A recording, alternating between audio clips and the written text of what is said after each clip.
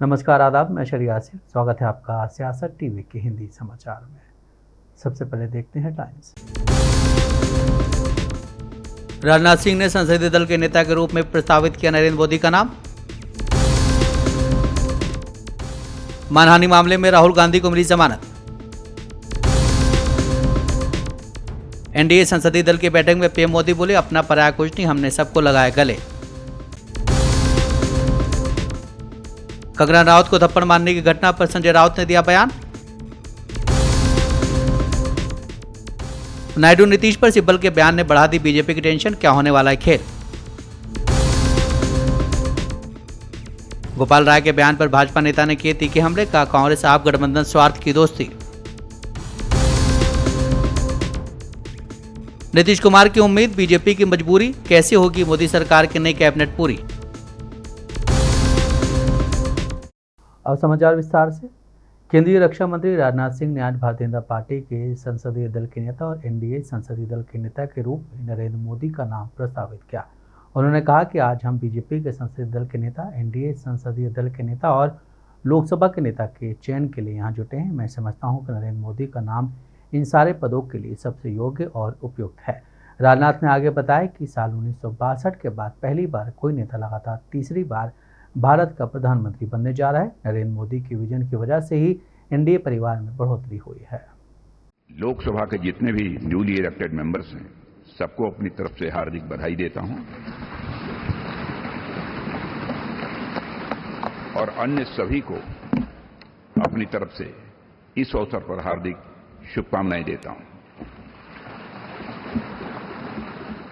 साथियों, आप सबको जानकारी है कि आज हम भारतीय जनता पार्टी के संसदीय दल के नेता व एनडीए संसदीय दल के नेता व लोकसभा में नेता के चयन के लिए यहां पर हम सब एकत्रित हैं। मैं समझता हूं कि मोदी जी का नाम इन सारे पदों के लिए सबसे योग्य, उपयुक्त और सर्वोत्तम है।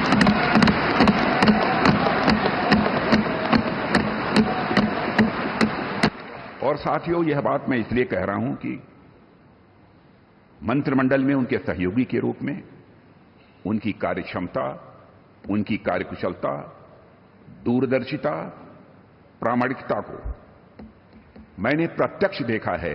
और केवल मैंने ही नहीं देखा है, बल्कि समस्त देशवासियों ने इसे देखा है। हम सबके लिए प्रसन्नता का विषय है कि एनडीए की सरकार ने 10 वर्षों में उनके नेतृत्व में देश की जो सेवा की है, उसकी भारत में ही नहीं बल्कि दुनिया के दूसरे देशों में भी उसकी प्रशंसा हो रही है।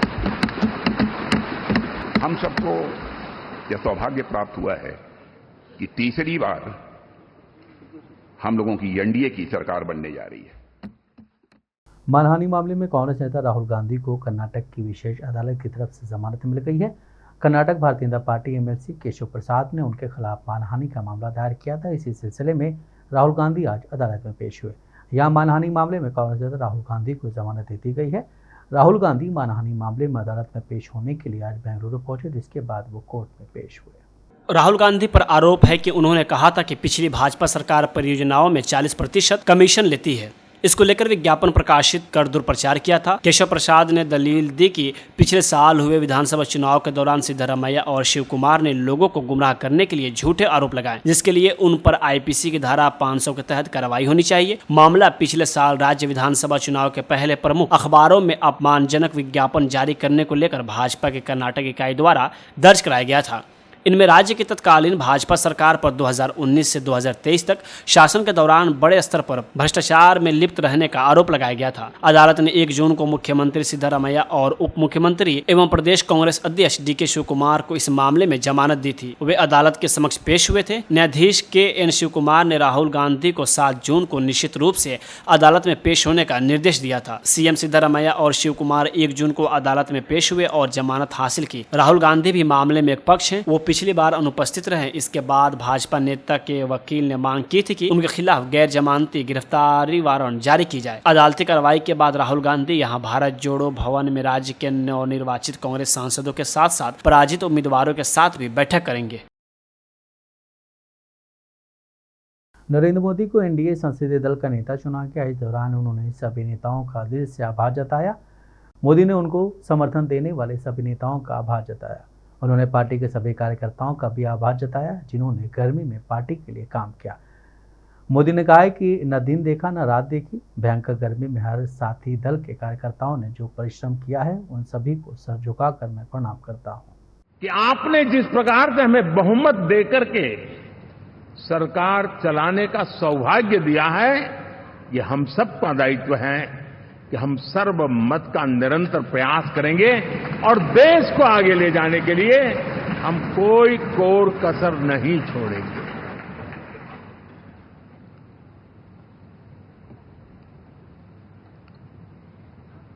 साथियों, एनडीए को करीब करीब 3 दशक हो चुके हैं। यानी आजादी के 75 साल में 3 दशक एनडीए, ये सामान्य घटना नहीं है जी। विविधता से भरे हुए अपनी लोकतांत्रिक और सामाजिक रचना के बीच में ये 3 दशक की यात्रा एक बहुत बड़ी मजबूती का संदेश देती है।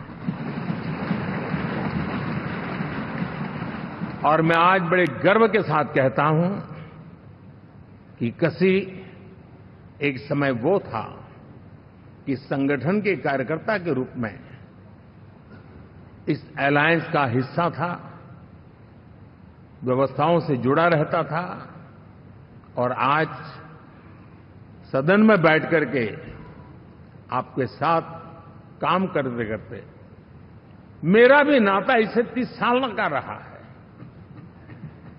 और मैं कह सकता हूं, हकीकतों के तथ्यों के आधार पर कह सकता हूं, ये सबसे सफल अलायंस है।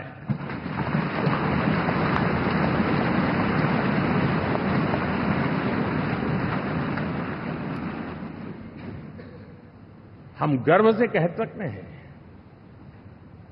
कि 5 साल का टर्म होता है। इस अलायंस ने 30 साल में से 5-5 साल के 3 टर्म सफलतापूर्वक पार किए हैं और अलायंस 4थे टर्म में एंटर कर रहा है। कंगना रनौत को कल सीआईएसएफ कांस्टेबल ने एयरपोर्ट पर थप्पड़ मार दिया था। इस घटना पर उद्धव ठाकरे गुट की शिवसेना की तरफ से पहली प्रतिक्रिया सामने आई है। सांसद संजय राउत ने कहा है कि कानून हाथ में नहीं लेना चाहिए, लेकिन एक जवान ने अपनी मां के लिए कानून हाथ में लिया। उसकी मां भारत माता भी है और जो किसान आंदोलन में बैठे थे भारत माता के पुत्र थे। अगर किसी ने भारत माता का अपमान किया है और किसी को गुस्सा आया तो मुझे लगता है कि उस बारे में सोचना चाहिए। अगर वो कांस्टेबल ने कहा है कि उनकी मां बैठी थी तो ये सच है, और मां किसान आंदोलन में अगर उसमें शामिल थी और उस मां के बारे में कोई गलत कहता है तो डेफिनेटली लोगों को एक मन में चिढ़ आती है, संताप आता है, क्रोध आता है। लेकिन अगर मोदी जी कहते कानून का राज है तो कानून हाथ में नहीं लेना चाहिए। लेकिन एक कांस्टेबल ने कानून लिया है अपनी मां के लिए। भारत माता भी मां है उसकी, और जो किसान आंदोलन पर बैठे थे वो भारत माता के पुत्र थे या कन्याएं थी। तो अगर किसी ने भारत माता का अपमान किया है और किसी को गुस्सा आया, भारत माता का अपमान किया, तो मुझे लगता है उस बारे में सोचना चाहिए। मुझे कंगना के बारे में हमदर्दी है, वो अभी सांसद है, सांसद के ऊपर इस प्रकार से हाथ नहीं उठाना चाहिए। लेकिन किसानों का सम्मान इस देश में होना चाहिए। कि किसान की कन्या हो, किसान के पुत्र हो, चाहे कोई भी हो, लेकिन लोगों के मन में कितना गुस्सा अभी भी है ये समझ लेना चाहिए। जैसे कि मुंबई में कंगना ने मुंबई को पाकिस्तान कहा तो लोगों का गुस्सा था कि गुस्सा आने का अधिकार सिर्फ आपको नहीं है, हमको भी है ना। लेकिन एक सांसद पर हाथ उठाना इस प्रकार से ये ठीक नहीं है। वो सांसद लोकसभा चुनाव में बीजेपी को सबसे बड़ा झटका उत्तर प्रदेश से लगा है। बीजेपी 3 सीटों को हासिल करने का दावा कर रही थी, वही सीटें उसके हाथ से चली गईं। इनमें से एक सीट रामनगरी अयोध्या वाली है। इंडिया गठबंधन को मिली जीत पर कांग्रेस प्रवक्ता सुरेंद्र राजपूत ने कहा है कि देश भर का हमारा कांग्रेस का कार्यकर्ता राहुल गांधी के नेतृत्व में, खड़गे के नेतृत्व में और भारत जोड़ो यात्रा के नेतृत्व में उत्साहित हुआ। हमने गांव-गांव जाकर जनता से बात की, उनकी समस्याएं सुनी। भारतीय जनता पार्टी कहीं ना कहीं डरी हुई है, सहमी हुई है और हताश भी है।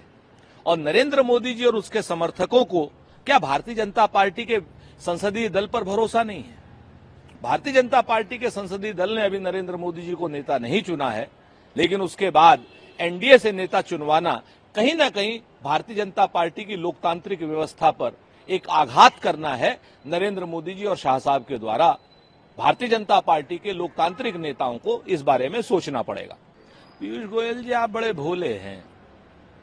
आप अपने ही जैसा सबको समझ रहे हैं क्या?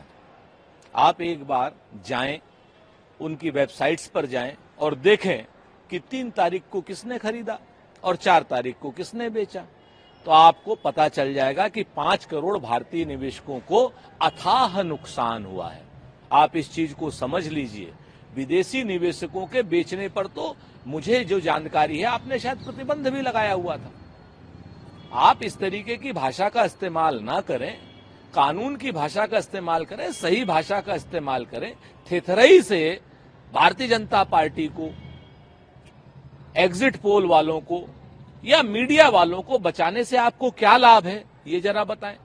नरेंद्र मोदी जी पहले प्रधानमंत्री होंगे संभवतः हिंदुस्तान के इतिहास के, जिन्होंने अपने प्रधानमंत्रित्व काल में एक सेल्समैन की भूमिका निभाई, एक लाइजनर की भी भूमिका निभाई। जैसे उन्होंने श्रीलंका में उनके ऊपर आरोप लगा था कि उन्होंने अडानी के लिए एक कोई प्रोजेक्ट मांगा, और दूसरा, आज तक कभी किसी प्रधानमंत्री ने शेयर मार्केट की कभी वकालत करी क्या? जरा आप बताएं। अकेले नरेंद्र मोदी जी हैं जिन्होंने शेयर मार्केट की वकालत की, तो क्यों नहीं माना जाए कि इस सारी उथल पुथल के पीछे श्री नरेंद्र मोदी जी का हाथ है और अडानी को लाभ पहुंचाने की अपेक्षा है? आपको इसका जवाब देना। वित्त वर्ष 2024-25 के पूर्ण बजट से पहले आरबीआई की बहुप्रतीक्षित मौद्रिक नीति समिति बैठक आज समाप्त हो गई है। रिजर्व बैंक के गवर्नर ने बैठक समाप्त होने के बाद बताया कि समिति ने एक बार फिर से मुख्य नीतिगत दर यानी रेपो रेट में कोई बदलाव नहीं करने का फैसला किया है। इसका मतलब हुआ कि रेपो रेट अभी भी 6.5% पर स्थिर रहने वाली है।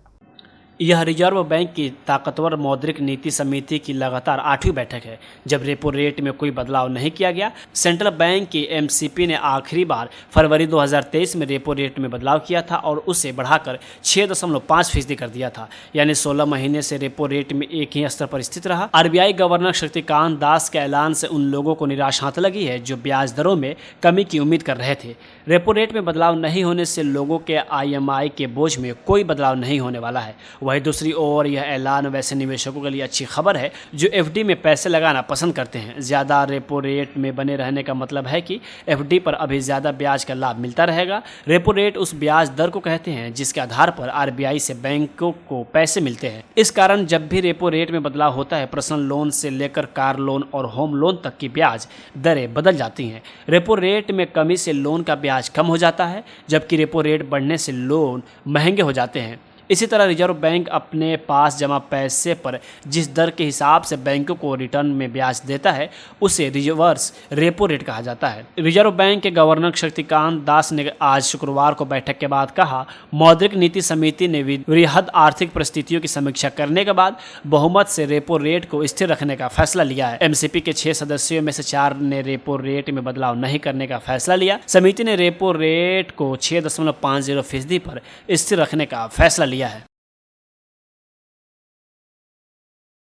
लोकसभा चुनाव में बीजेपी के बहुमत के आंकड़े सीट चूकने के बाद जनता दल यूनाइटेड प्रमुख नीतीश कुमार और टीडीपी प्रमुख चंद्रबाबू नायडू संभावित किंग मेकर के रूप में उभरे हैं। राज्यसभा सांसद कपिल सिब्बल ने कहा है कि उन्हें उम्मीद है कि दोनों नेता उन मूल्यों को बनाए रखेंगे जिन पर वो मुख्यमंत्री रहते हुए कायम थे।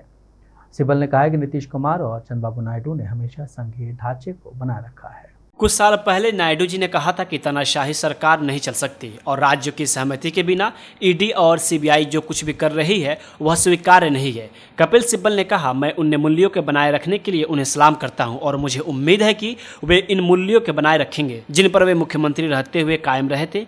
2024 के लोकसभा चुनाव की मतगणना मंगलवार को हुई। भारत के चुनाव आयोग के अनुसार भाजपा ने 240 सीटें जीती जो 2019 की 303 सीटों से बहुत कम है। वहीं दूसरी ओर कांग्रेस ने 99 सीटें जीतकर मजबूत वृद्धि दर्ज की है। भारतीय ब्लॉक के कड़ी प्रतिस्पर्धा का सामना करते हुए और सभी पूर्वानुमानों को धता बताते हुए 230 का आंकड़ा पार कर लिया। कपिल सिब्बल ने तंज कसते हुए न सिर्फ पीएम नरेंद्र मोदी के भगवान ने मुझे भेजा वाले बयान पर घेरा बल्कि मंगलसूत्र वाली टिप्पणी पर भी लपेटा। वह बोले कि उनकी बीवी का मंगलसूत्र सेफ रहेगा। प्रेस कॉन्फ्रेंस के दौरान कपिल सिब्बल ने बताया, मुझे याद है कि भगवान ने उन्हें भेजा है, शायद गठबंधन के लिए भेजा होगा। अब यह गठजोड़ ऊपर वाले की ही देन है। कपिल सिब्बल के मुताबिक कॉमन मिनिमम प्रोग्राम भी ईश्वर की देन होगा। कैसे ऊपर वाला यह प्रोग्राम दे सकता है? भगवान ने जहां जहां पद छीन रखे वे गायब हो गए हैं। देखिए कि यूपी में क्या हुआ। सीनियर एडवोकेट ने यह भी सवाल उठाया, नरेंद्र मोदी से मैं पूछता हूं कि क्या भगवान के साथ कोई गठबंधन कर सकता है? उन्होंने आगे कहा कि बीजेपी का सहयोगियों को खत्म करने का इतिहास है।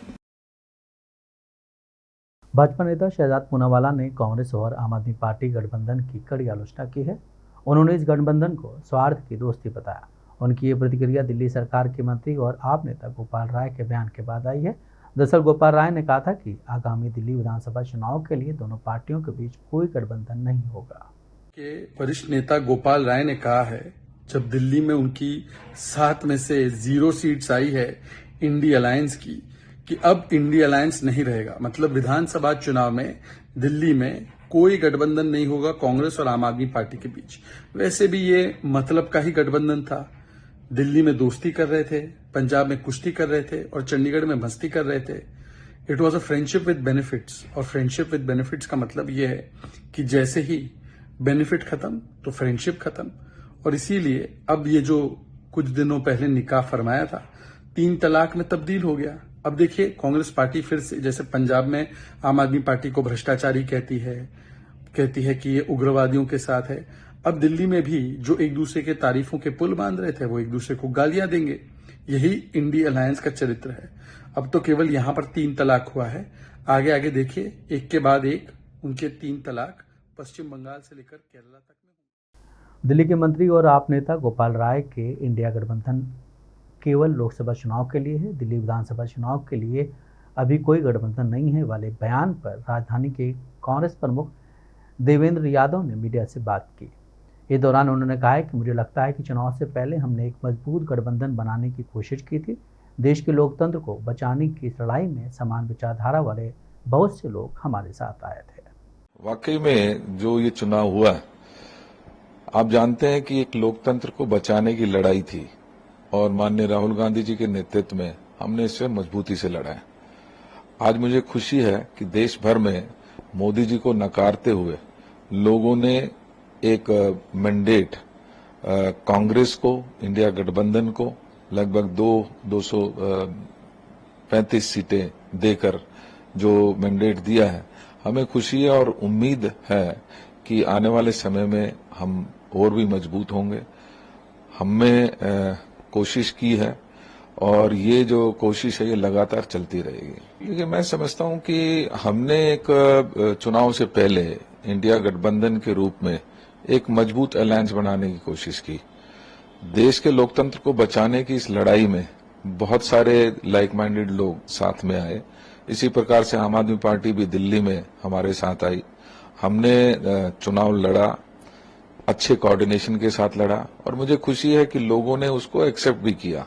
कहीं ना कहीं आप देख रहे हैं कि हमारा जो वोट प्रतिशत था वो इस दौरान बढ़ा है, लेकिन मैं स्पष्ट करना चाहता हूं कि जो हमारा अलायंस था वो लोकसभा के लिए था और हम लगातार ये कहते आए हैं कि ये हमारा अलायंस रहेगा वो लोकसभा तक हमारा सीमित था।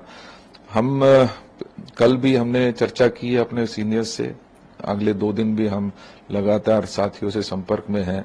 क्या कमियां हमारी रह गई, किस वजह से आज भी हम सीट में उसको कन्वर्ट नहीं कर पाए, उन सभी चीजों पर चर्चा चल रही है और मुझे विश्वास है कि जो कमियां होंगी हम उनको सुधार कर एक मजबूत विपक्ष की भूमिका निभाते हुए दिल्ली में भी अपना कांग्रेस को वापस लाने का काम करेंगे। एनडीए संसदीय दल की बैठक में वरिष्ठ भाजपा नेता राजनाथ सिंह ने लोकसभा में एनडीए और भाजपा के नेता के रूप में नरेंद्र मोदी के नाम का प्रस्ताव रखा।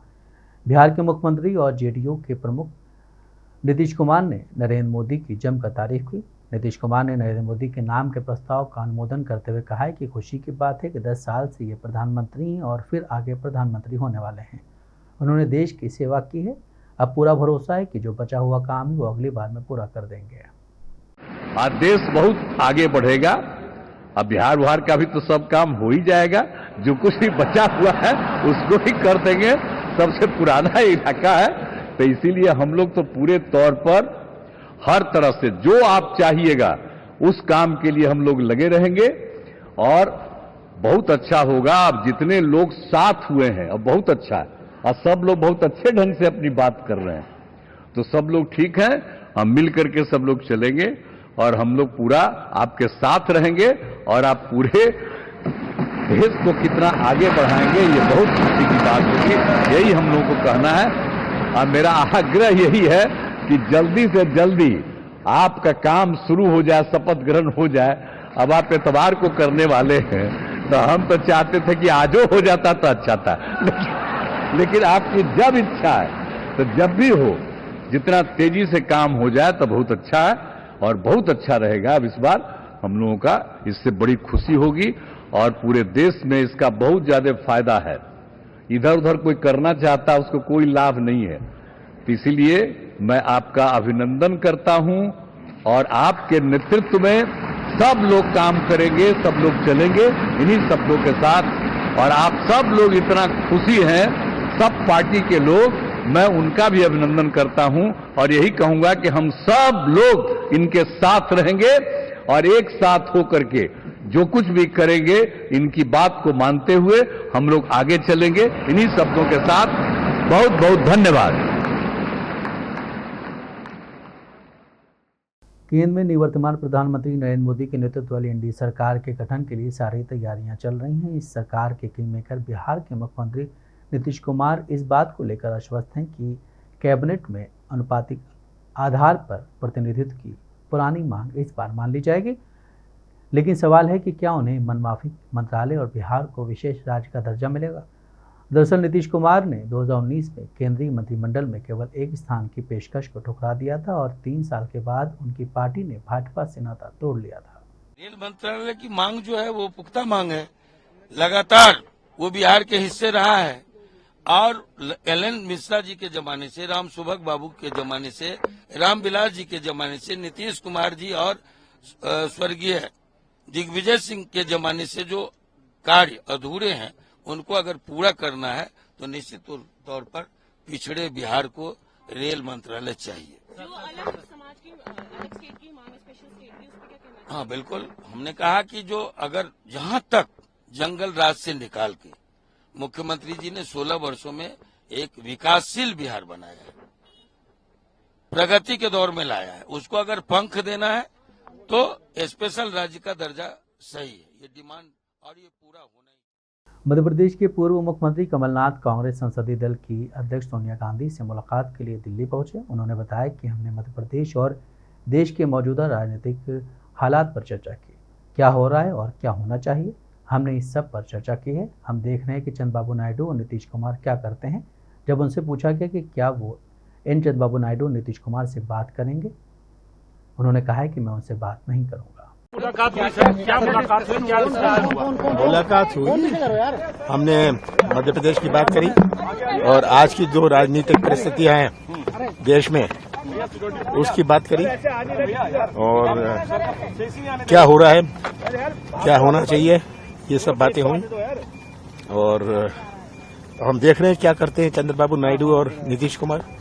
सर, इसके अलावा मध्य प्रदेश के अंदर जो स्थिति रही और बिल्कुल छिंदवाड़ा आपका क्षेत्र जो था वहां पर भी जो है ये पूरा प्रशासन का उपयोग, पैसे का उपयोग, दुरुपयोग, सब छोटे छोटे लोगों को बड़े बड़े पैसे देना, यही इनका कारण था।